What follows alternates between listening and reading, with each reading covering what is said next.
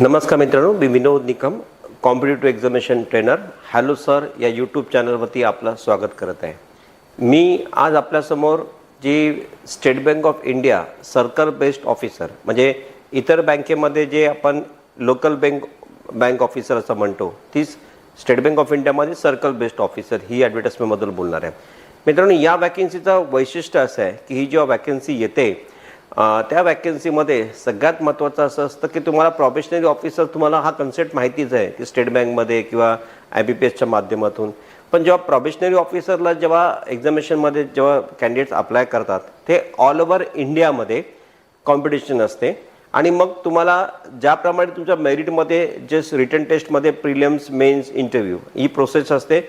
मेन्समध्ये आणि इंटरव्ह्यूची मार्क जे असतात त्याप्रमाणे तुम्हाला त्या पोस्टिंग तुम्हाला ठरले जातात. मात्र लोकल बँक ऑफिसर किंवा सर्कल बेस्ड ऑफिसर ही सुवर्ण संधी या प्रोबेशनरी ऑफिसर्समध्ये जे प्रिपरेशन करतात त्यांना ही सुवर्ण संधी अशी आलेली आहे की याच्यामध्ये तुम्ही ज्या रिजनमध्ये, ज्या स्टेट लेवलला तुम्ही राहता, तिथे तुम्हाला रिजनल लँग्वेज तिथली येणं कंपल्सरी आहे.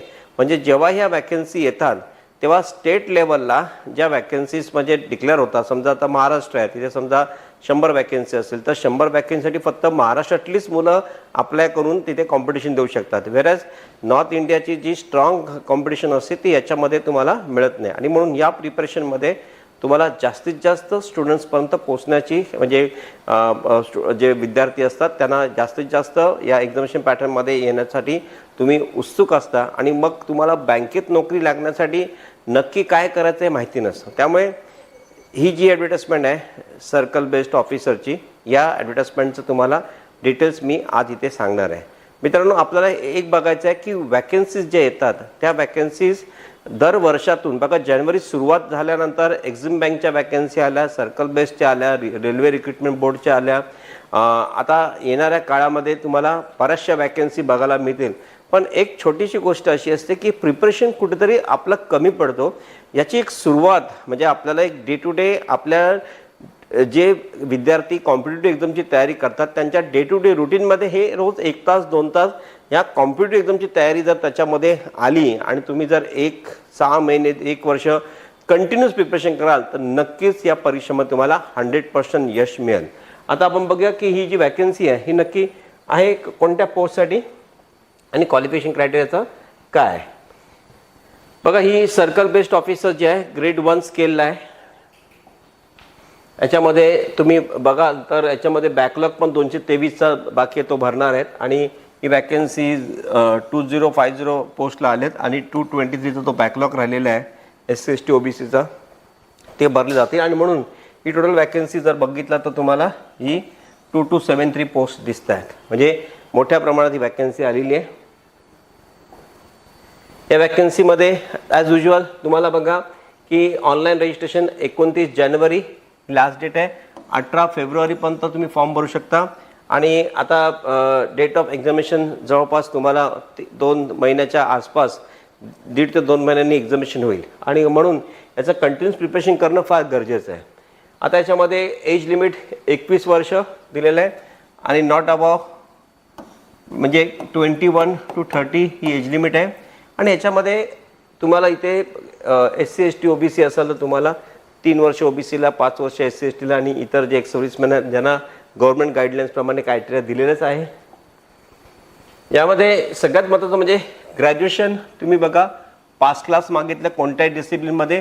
आणि candidates with medical, engineering, CA are also eligible. म्हणजे कुठलेही जे विद्यार्थी इंजिनियर असो, CA असो, MBA असो, मेडिकलमधून असो, ते आपल्या करू शकतात. मात्र इथे 2 वर्षाचा एक्सपिरियन्स मागितलेला आहे एनी शेड्यूल कमर्शियल बँक्स और रिजनल रूरल बँक्स. आता याच्यामध्ये जसं तुम्ही ॲक्सिस बँकमध्ये किंवा इतर बँकेमध्ये जेव्हा तुम्ही जॉब करता, ज्या शेड्यूल बँकमध्ये जसं का बँक्स प्रायव्हेट शेड्यूल बँकमध्ये येतात आणि त्याच्यामुळे आपण जर ह्या बँकेमध्ये 2 वर्ष तुम्ही काम केलं. आता गंमत अशी आहे की या 2 वर्षाचा एक्सपिरियन्स आणि इतर जे आता लोकल बँक ऑफिसरच्या ज्या नॅशनल बँकेच्या वॅकन्सी आहेत काही ठिकाणी ते एक्सपिरियन्स मागत नाही. पण म्हटलं बँक ऑफ बरोडामध्ये 1 वर्षाचं मागितलं होतं. तर जेव्हा तुम्ही डायरेक्ट फ्रेशर्स म्हणून अप्लाय करता कुठल्याही कॉम्पिटिटिव्ह एक्झामिनेशन तर तुम्हाला वास्ट कॉम्पिटिशन असते.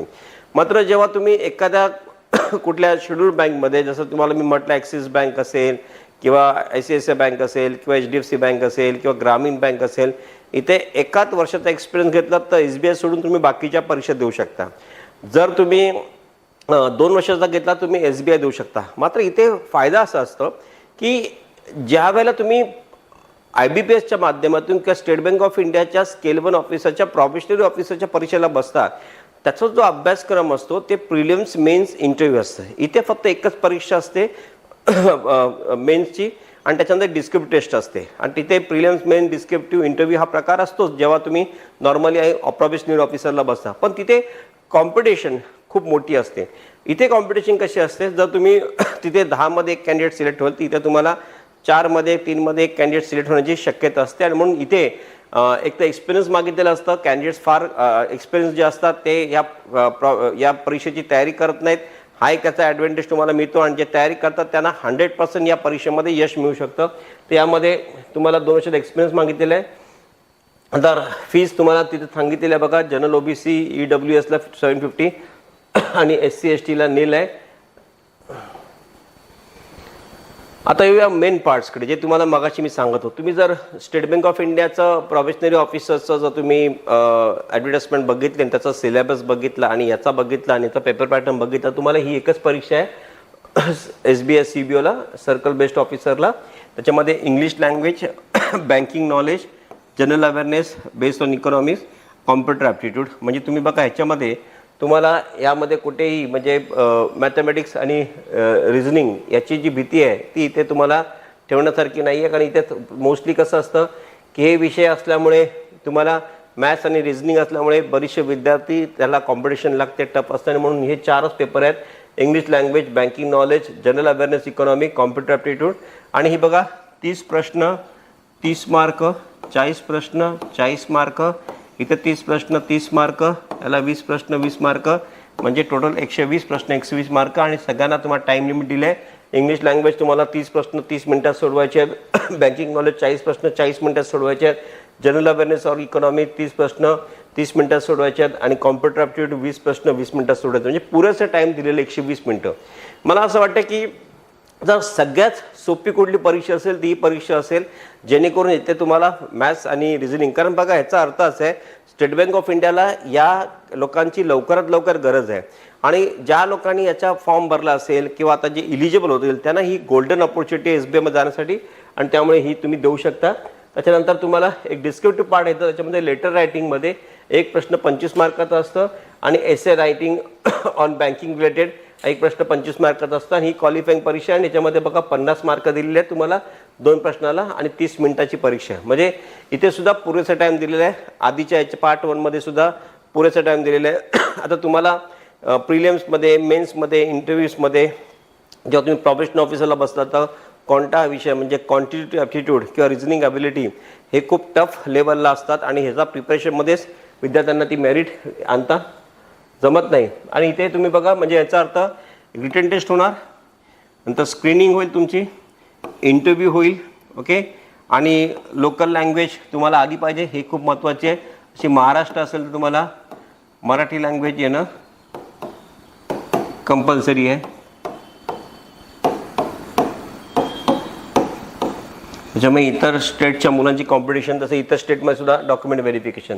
म्हणजे तुम्हाला याच्यामध्ये तुम्ही ही स्क्रीनिंग परीक्षा तुमची जी आहे ऑनलाईन एक्झामिनेशनमध्ये, रिटर्न एक्झामिनेशनमध्ये, तुम्ही ज्या ज्या वेळेला तुम्ही या परीक्षेला अशा टाईपचे जे फॉर्म्स असतात आणि तुम्हाला एक्सपिरियन्स बेसवरती कुठले फॉर्म्स आले 1 वर्षाचा 2 वर्षाचा, तर मी नक्कीच सांगेन की तुम्ही जर 1 वर्षाचा एक्सपिरियन्स कुठल्याही बँकेमध्ये लागलात, कारण त्या बँकेमध्ये जॉब मिळणं, ॲक्सिस बँकेमध्ये वगैरे तुम्ही डायरेक्टली रिक्रुटमेंट तुमचं होऊन जातात, स्टँडर्ड चार्टर्डमध्ये वगैरे. आणि हा जो 1 वर्ष तुम्ही त्या कालावधीमध्ये तिथे काम करता, हा एक्सपिरियन्स पण तुम्हाला बँकेचा मिळतो. त्यामुळे तुम्हाला या परीक्षेची तुम्ही तयारी करताना तुम्हाला अत्यंत एक लो लेवलची प्रिपरेशन तुम्हाला करावं लागतं. हायर लेवलला तुम्हाला जावं लागत नाही आणि 3 महिन्यामध्ये हा प्रिपरेशन होऊ शकतो. इतकंच हा प्रिपरेशन दरवर्षी, एकाच वर्षात समजा नसेल पण दरवर्षी या लोकल बँक ऑफिसर्स आणि सर्कल बेस्ड ऑफिसर SBI ह्याच्या जाहिराती येत असतात. सॅलरी पॅकेज तुम्ही बघा, स्केल 1चा पॅकेजच एवढा हाय आहे की तुमचा सॅलरी जवळजवळ 75-80 हजाराला जाते. आणि बेसिक पे विथ इन्क्रीमेंट्स, मग तुम्हाला इन्क्रीमेंट्स पण त्याच्यामध्ये मिळतात. आणि हा जो तुम्ही गेलात तर ibps.reg.ibps.in याच्यावरती जाऊन तुम्ही हा इनरोलमेंट फॉर्म करू शकता, फॉर्म भरा आणि याची जशी डेट नोटिफाईड लेटर म्हटलं आहे तर 1.5-2 महिन्याचा कालावधी आहे तुमच्याकडे, म्हणजे साधारण मार्च 15च्या नंतर ही परीक्षा होण्याची शक्यता आहे. ती 15 एप्रिलच्या आत कुठेही होऊ शकते, मग तुमच्याकडे पुरेसा टाईम लिमिट आहे. तर विद्यार्थी याची तयारी करतात त्यांना माझी विनंती आहे की चांगल्या पद्धतीची तयारी करा, जेणेकरून या परीक्षेमध्ये हमखास यश मिळेल. तर जे मी सांगितलेलं आहे की पेपर प्रॅक्टिस पॅटर्न्स वगैरे तुम्ही बघून लास्ट टेस्टचे पेपर्स सोडवणं हा सगळ्यात उत्तम प्रिपरेशन आहे ह्या कॉम्पिटिटिव्ह एक्झामसाठी. तर मी अशी आशा बाळगतो की तुम्ही ह्याचं प्रिपरेशन कराल आणि लवकरात लवकर ह्याच्यातून तुम्ही यशस्वी व्हाल आणि महाराष्ट्रामधल्या मराठी तरुणांसाठी तरुणींसाठी ही एक उत्कृष्ट संधी आहे असं मी तुम्हाला इथे ग्वाही देतो आणि तुम्ही या प्रिपरेशनमध्ये नक्कीच खरे उतराल असं मला वाटतं. त्याचबरोबर या माहितीचे मी तुम्हाला पूर्ण माहिती दिली आहे. नेक्स्ट प्रिपरेशनसाठी किंवा नेक्स्ट माहितीसाठी तुम्हाला मी नक्कीच तुम्हाला मी परत तुम्हाला येऊन ह्या यूट्यूबच्या माध्यमातून तुम्हाला मी गाईड करेन. तो रजा घेतो. Thank you very much.